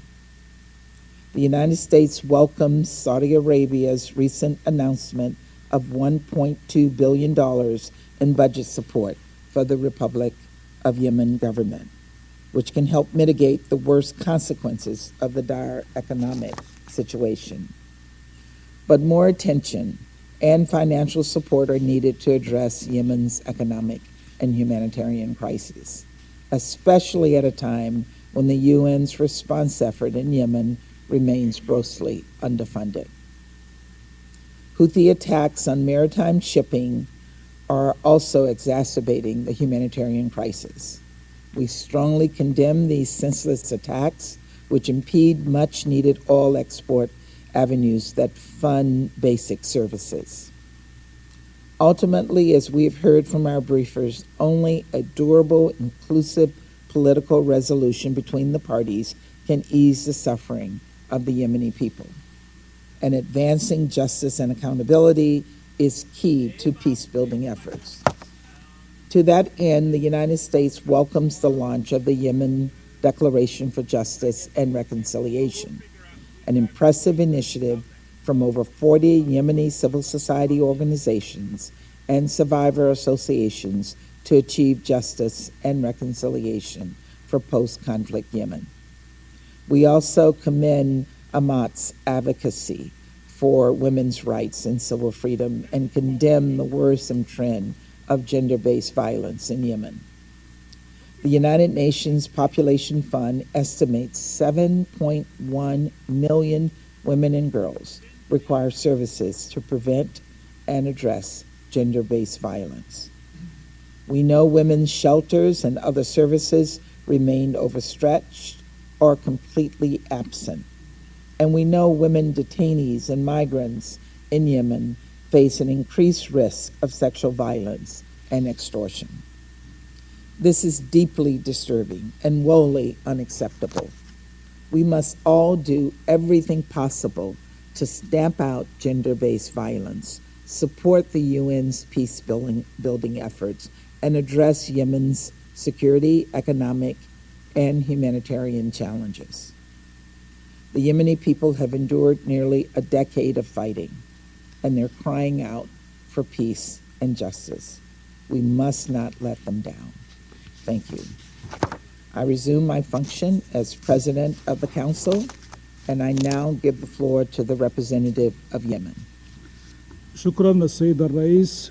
أشكر السيد هانس جراندربرغ. Thank you, Madam President. I should also like to thank Mr. Hans Grundberg and Ms. Vosornu for their briefings and Amat Al-Sadam Al-Haj for her briefing. Allow me at the outset to express our sincere condolences to the Kingdom of Jordan and to the family of Moayed Hamedi and the international community as a whole, and of course the World Food Programme. We renew our condemnation and rejection of these criminal acts which run counter to all the human values and humanitarian principles. we hold dear. And we renew once again our commitment to take all the necessary legal measures to ensure that justice is served, to prosecute the perpetrators and guarantee safety for humanitarian agent personnel and facilitate humanitarian work so that it is successful and can reach those who are needy in the four corners of our country. The Presidential Leadership Council would like to reaffirm its full commitment to peace, to sustainable, full peace based upon the references of the political solution agreed to, that is the Gulf Initiative and its implementation mechanism, and the conclusions of the National Dialogue Conference and the relevant resolutions of the Security Council, including Resolution 2216. We reiterate our support to the good offices of the Special Envoy of the United Nations Secretary General and all regional and international efforts aimed at revitalizing the truce and resuming the global political process under the auspices of the United Nations with Yemeni leadership. In this context, we underscore the importance of complementarity between the various efforts and the various efforts also deployed by our brothers in Saudi Arabia and the Sultanate of Oman to renew the peace process and relieve the suffering of the Yemeni people. The Yemeni government has always welcomed and respected all regional and international initiatives to bring an end to the war launched by the terrorist Houthis and to alleviate the sufferings of the Yemeni people, to fulfill their aspirations for peace. Despite all concessions and facilitations that the Yemeni government has always and is still making, and despite all the efforts deployed to turn the page on this conflict, our experience with these militias and their aggressive behavior is continuing. And the inhumane economic war, even during the truce, proves to the whole world, without the shadow of doubt, that these militias have no true desire to achieve peace and do not recognize political solutions and do not lend any credence to the humanitarian and economic situation, which is of catastrophic nature in their country. These militias, since the beginning of the official end of the truce last October, have not ceased their economic and military escalations. They're targeting ports and vital economic and strategic infrastructure. They're continuing their serious violations of human rights, international humanitarian law, and are compromising the interests of the Yemeni people. They have recently increased their threats against maritime lines in the Red Sea, in the Bab el-Mandab Strait, the Gulf of Aden, and they consider these as military zones. They have even threatened to attempt to try out new weapons in the Yemeni islands. They have threatened to target the commercial maritime navy in trade corridors, universal trade corridors. Once again, these militias, backed by the Iranian regimes, are trying to destabilize the security and stability of the region and threaten international maritime shipping lines. And they are threatening any peaceful resolution to the Yemeni crisis in this way. This, on the part of the Council and the international community, requires a close look at the opportunistic behavior of the Houthi militias in their peace, their approach to peace, and their continued intransigence. Everything has shown us that the Houthis and their leaders are living off this war and gaining wealth from it, while the sufferings of the Yemeni people is only increasing. This must be taken into account by all members of this council and the international community protagonists as a whole, and by any party who is attempting to re-establish peace in Yemen.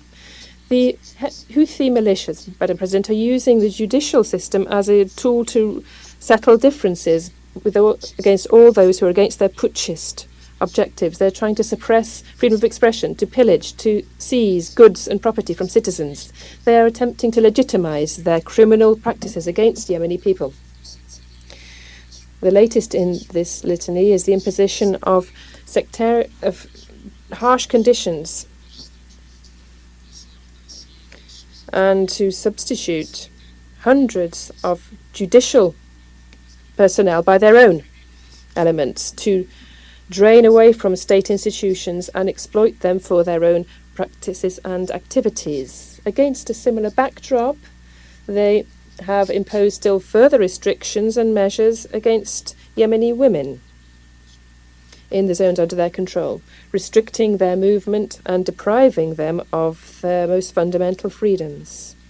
They have prohibited movements of women between the governorates and towns without guardians, and they have recently separated girls and boys in all educational establishments and government institutions, thus depriving women of their rights to education and work outside the home, and also their right to political participation and social participation, and their contributions to society.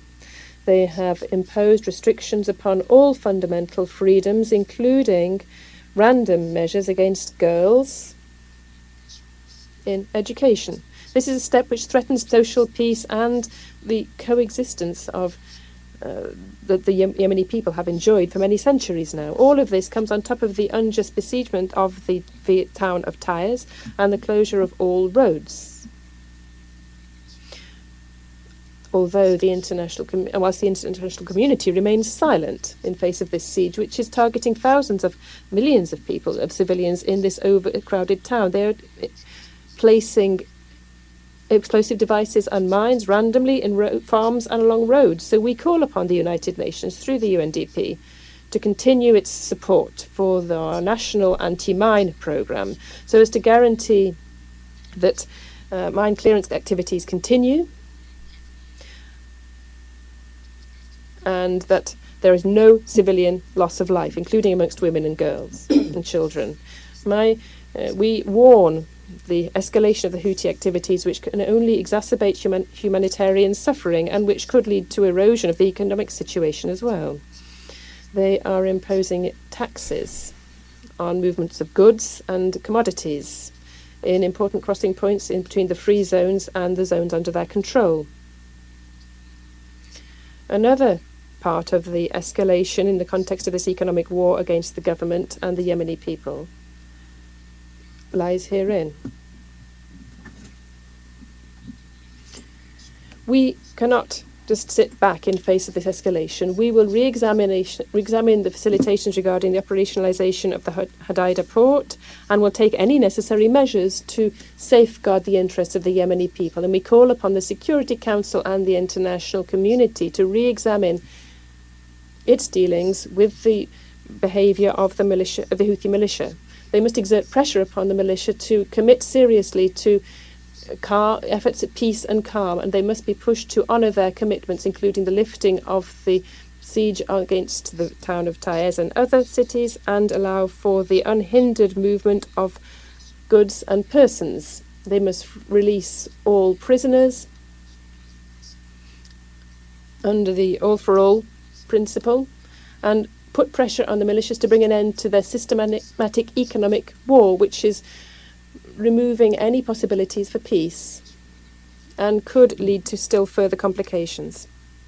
Madam President, we pay tribute to the political and economic support and development support which is continuously being presented by our brothers in Saudi Arabia,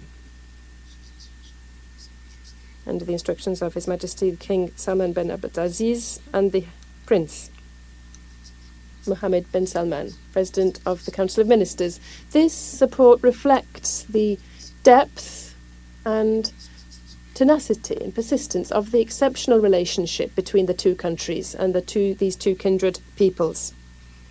The latest example of this support is $1.2 billion in support for the Presidential Leadership Council, the Yemeni government, to fill the budget gap and to allow the government to carry out a series of economic and financial and monetary reforms so that it can continue to fulfill its responsibilities and continue to lend services and provide food security and stability for the national currency. The Yemeni government welcomes the success of United Nations efforts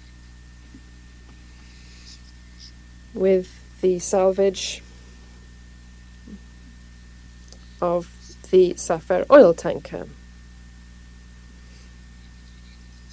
The oil has been transferred to another tanker, thus avoiding an environmental, economic and humanitarian disaster which was threatening maritime safety and the global economy in the Red Sea. Okay, in this context, we would like also to pay tribute to the efforts deployed by the United Nations Secretary General, Mr. Antonio Guterres, and the agreement with Mr. Gressly and his team and the UNDP,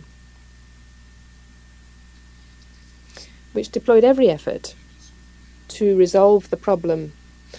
On our side, the Yemeni government has never hesitated to provide every necessary facilitation and be as flexible as possible in order to facilitate this salvage operation. Without this support and cooperation from the government, this result could never have been achieved.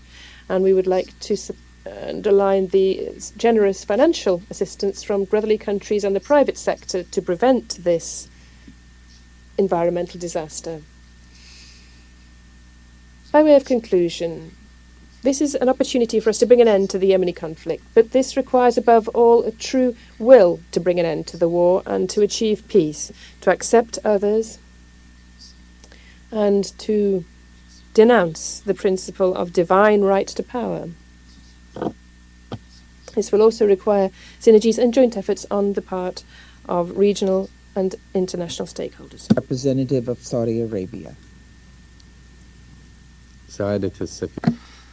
Your Excellency, Ambassador Linda Thomas Greenfield, the Permanent Representative of the United States of America to the United Nations and President of the Council this month, Your Excellencies, Permanent Representatives of the Member States of the Council, ladies and gentlemen, I would like to begin by thanking the Special Envoy of the Secretary General for Yemen, Mr. Hans Grundberg, for his briefing and for his tireless efforts that are exemplary for the sake of peace in Yemen.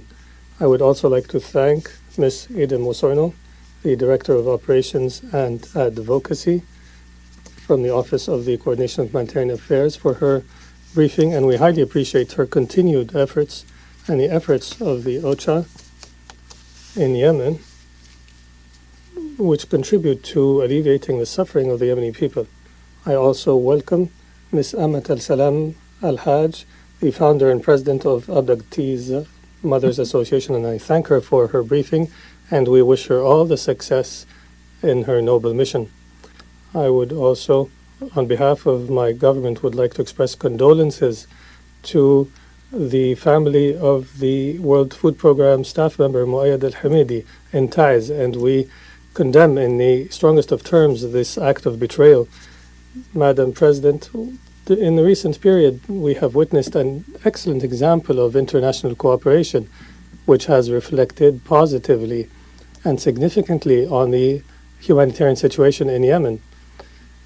The cooperation led to ridding Yemen and the region and the world from an environmental catastrophe that almost took place because of the oil tanker Safar, which was carrying more than 1 million barrels of oil near the Hodeidah port.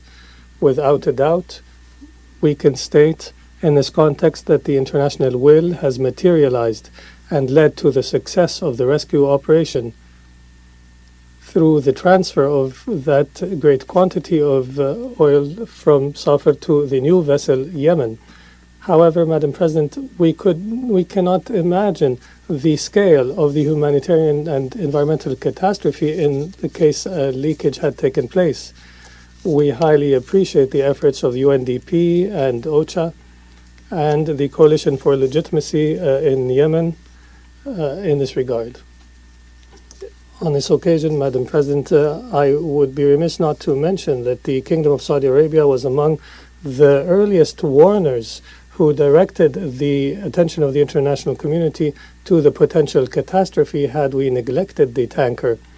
My government has repeatedly warned of the consequences of such a catastrophe, and we work to mobilize the efforts in order to develop a clear plan that would resolve this potential crisis. And we did not stop at that. How we were among the largest donors who funded the rescue operation. And to date, we have provided $10 million to the UN agencies relevant to the rescue operation. And we will continue to provide all forms of support to UNDP and OCHA until the operation is complete. And on this occasion, we call for completing the measures related to the oil tanker Safar as guaranteed to the Yemeni parties before the beginning of the operation in order for the Yemeni people to benefit from the oil revenue as per the initial plan of the United Nations.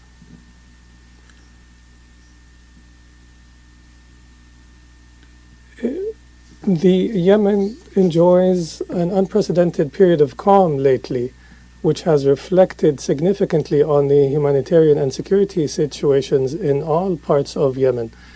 This is a result of the mediation efforts for peace in Yemen, which continue to call for prioritizing the national Yemeni interests over everything else, and to find a common ground between the parties in order to address the political and economic issues in a manner that achieves economic well-being for the Yemeni people, and also calls for ceasing any military provocation that may prevent a political solution. It also calls for the Kingdom of Saudi Arabia has announced $1.2 billion to support the Yemeni government's budget and have deposited the amount with the Central Bank of Yemen. And this is an example of our continued interest in supporting the brotherly people of Yemen, and we reiterate our interest in achieving stability and security in Yemen, and we call on the Yemeni parties to accept political solutions in order to restore security and stability in Yemen and to overcome the threats in the region. We reiterate our strategic initiative to end the war in Yemen and to reach a political settlement, and we reiterate our support for UN and international efforts to achieve a political solution as per Security Council Resolution 2216. We also reiterate our firm position in support of the Presidential Leadership Council, and we hope that the current efforts for a settlement will reach a comprehensive solution, and we continue to call on the Houthis to prioritize wisdom and reason and the interests of the Yemeni people over everything else. Thank you, Madam President. I thank the representative of Saudi Arabia for their statement. There are no more names inscribed on the list of speakers. I now invite council members to informal consultations to continue our discussion on the subject. The meeting is adjourned.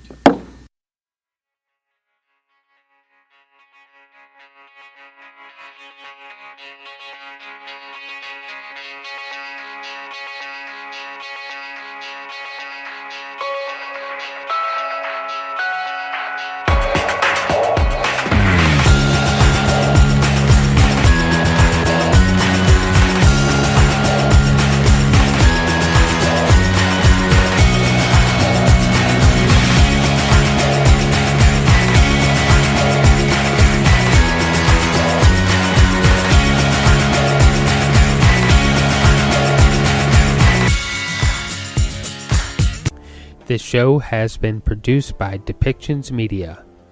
Please contact us at depictions.media for more information.